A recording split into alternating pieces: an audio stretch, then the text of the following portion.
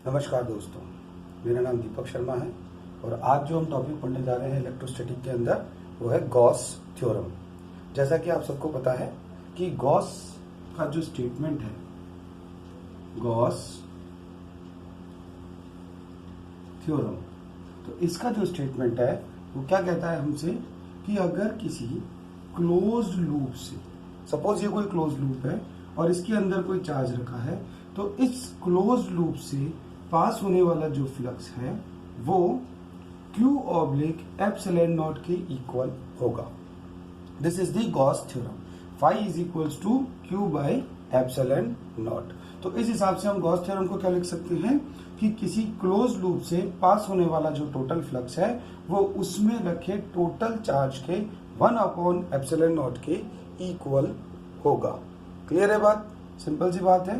This is called the Gauss theorem. तो यहां पर फ्लक्स का वैसे जो फॉर्मूला होता है वो होता है E.ds। E is the electric field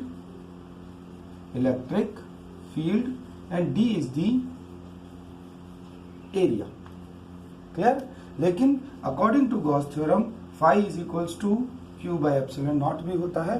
तो अगर मैं इन दोनों को इक्वेट कर दूं तो यहाँ पे फाई की जो वैल्यू है वो E.ds which is equals to Q/ε0। This is the flux and this is Gauss theorem। ये बात बिल्कुल क्लियर है आप लोगों के? चलिए दोस्तों आगे बढ़ते हैं अब इसमें हम, और यहाँ पे हम प्रूव करेंगे अब गॉस थ्योरम को। सिंपल सी बात है, गॉस थ्योरम हो गई। अब हम गॉस थ्योरम को यहाँ पे प्रूव करेंगे। तो प्रूव करने के लिए थोड़ा सा मैं इसको रफ कर देता हूं। ओके, ठीक है। तो now proof of Gauss theorem. Proof of Gauss theorem. चलिए, तो इसके लिए हम सबसे पहले क्या करते हैं कि suppose we have a closed loop और उसके सेंटर पे मैंने एक चार्ज मान लिया Q। क्लियर? मैंने क्या माना कि एक क्लोज लूप है और इसके सेंटर पे एक चार्ज माना Q, और इससे पास होने वाले फ्लक्स की वैल्यू हमको निकालनी चाहिए और अकॉर्डिंग टू गॉस थ्योरम वो होना चाहिए Q/ε0। ये हमको प्रूफ करना है। क्लियर है बात? सिंपल सी बात है। चलिए तो देखते हैं हम इसमें क्या होता है। सबसे पहली चीज, तो ये जो क्लोज लूप माना है इसको हम नाम देते हैं गॉसियन सरफेस। इसको हम क्या नाम देते हैं? Gaussian surface. ये एक इमेजिनरी और हाइपोथेटिकल सरफेस होती है। This is a imaginary and hypothetical surface. Clear? चलिए तो आगे बढ़ते हैं हमें कि सपोज मैंने माना कि इसके अंदर एक क्लोज लूप, इस क्लोज लूप के अंदर एक चार्ज है जो क्लोज है। अब अगर ये चार्ज है तो इससे मैंने एक r डिस्टेंस पर एक छोटा सा सरफेस कंसीडर कर लिया, और ये सरफेस का है इस क्लोज लूप के ऊपर। जैसे इमेजिन करें कि ये आपका क्लोज लूप है और इस क्लोज लूप के ऊपर यहाँ पे इसके सेंटर में यहाँ चार्ज रखा है, और इस क्लोज लूप के यहाँ इस सरफेस पे मैंने ये छोटा सा सरफेस कंसीडर किया है जिसका एरिया ds है और रेडियस r है। जिसका एरिया क्या माना मैंने? ds, और रेडियस क्या मानी मैंने? r। क्लियर? चलिए आगे बढ़ते हैं इसमें। तो अब इस छोटे से सरफेस से पास होने वाला फ्लक्स, सपोज इमेजिन करते हैं ये है d फाई। इस छोटे सरफेस से पास होने वाला फ्लक्स कितना है? d phi. क्लियर? ओके, चलिए अब आगे बढ़ते हैं यहाँ पे। अब चूंकि ये चार्ज सेंटर पे रखा है तो इसके कारण जो इलेक्ट्रिक फील्ड होगा उसकी डायरेक्शन इसके बाहर की तरफ, आउटसाइड दी सरफेस होगी। जैसा हम ये सब पढ़ चुके हैं यहाँ पे कि इससे बाहर निकलने वाली होगी इलेक्ट्रिक फील्ड की डायरेक्शन, और इस सरफेस के परपेंडिकुलर होगी। इस छोटे से जो सरफेस हमने कंसिडर किया है इसके परपेंडिकुलर होगी, इसके साथ साथ इस सरफेस का एरिया वेक्टर वो भी इसके परपेंडिकुलर होगा। ठीक, इस सरफेस का एरिया वेक्टर भी इस छोटे से सरफेस के परपेंडिकुलर होगा।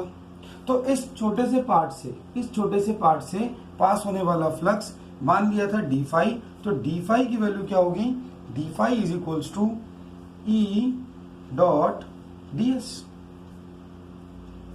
अकॉर्डिंग टू फ्लक्स डेफिनेशन ये क्या होना चाहिए, D phi is equals to E dot D S. Simple सी बात। चलिए, अब हमने कहा कि यहां पे चार्ज रखा है, इस चार्ज के कारण इस आर डिस्टेंस पर इस इलेक्ट्रिक फील्ड की वैल्यू क्या होगी, ये हमको फाइंड आउट करना है।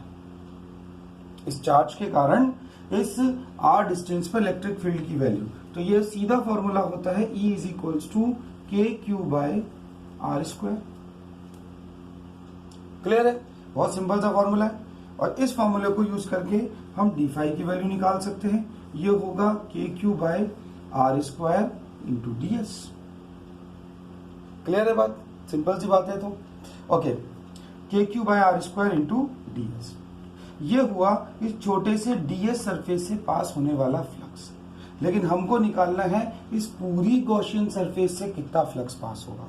तो उसके लिए हम मैथमेटिक्स का एक आइडेंटिटी, एक मेथड यूज करेंगे जिसको हम नाम देते हैं इंटीग्रेशन। तो हम यहाँ पे इंटीग्रेशन का यूज करेंगे और दोनों तरफ इंटीग्रेट करेंगे। कैसे करेंगे, D phi is equals to K Q by R square D S. Clear, simple सी बात है। चलिए, अब यहाँ पे K Q by R square ये तो कांस्टेंट है, क्योंकि ना तो हम के तो ऑलरेडी कांस्टेंट होता है जिसको हम इलेक्ट्रोस्टैटिक फोर्स कांस्टेंट कहते हैं, क्यू चार्ज है जो सेंटर पे रखा है, इसकी वैल्यू हम चेंज नहीं कर रहे हैं, और आर इज द डिस्टेंस जिस पर हम फ्लक्स की वैल्यू निकालना चाहते हैं। Clear, okay.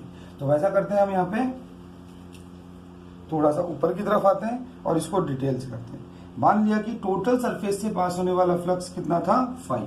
तो phi is equals to integration of D phi which is equals to क्या लिखेंगे हम यहाँ पे आगे, के क्यू बाय आर स्क्वायर, चूंकि ये पूरा कांस्टेंट है इंटीग्रेशन से बाहर निकाल लिया, बचा डीएस। क्लियर, अब हमें ये डीएस क्या है, छोटे से पार्ट का एरिया, लेकिन हमें पूरे सरफेस का एरिया चाहिए। तो इसके लिए हम क्या करेंगे, इसमें लिमिट लगाएंगे from 0 to 4 pi R square, from 0 to 4 pi R square. क्यों, क्योंकि इस सरफेस का मिनिमम एरिया 0 होगा लेकिन maximum area 4 pi R square होगा, because it is in spherical form, it is in spherical form. तो यहाँ पे फाई की वैल्यू क्या आएगी, अब यहाँ पे K Q by R square, integration करेंगे इसका तो ये हो जाएगा s और 0 से 4 पाई आर स्क्वायर, ये लिमिट। फिर हमने क्या किया यहाँ पे, K Q by R square, s की जगह मैंने लिमिट पुट कर दी, first is 4 pi R square. ठीक है, माइनस का 0 रखूंगा लेकिन 0 0 होता है इसलिए उसको ना रखें तो कोई बात नहीं।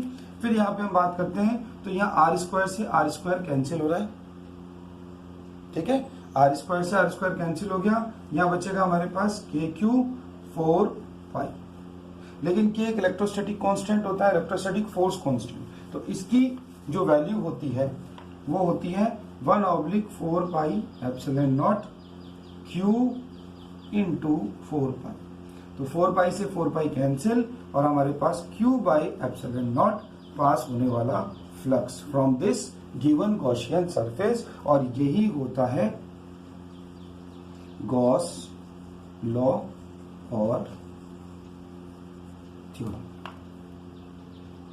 क्लियर दोस्तों, तो ये एक छोटा सा टॉपिक आज मैंने आपको समझाया। अगर अच्छा लगे तो जरूर लाइक और सब्सक्राइब करिएगा। Thank you.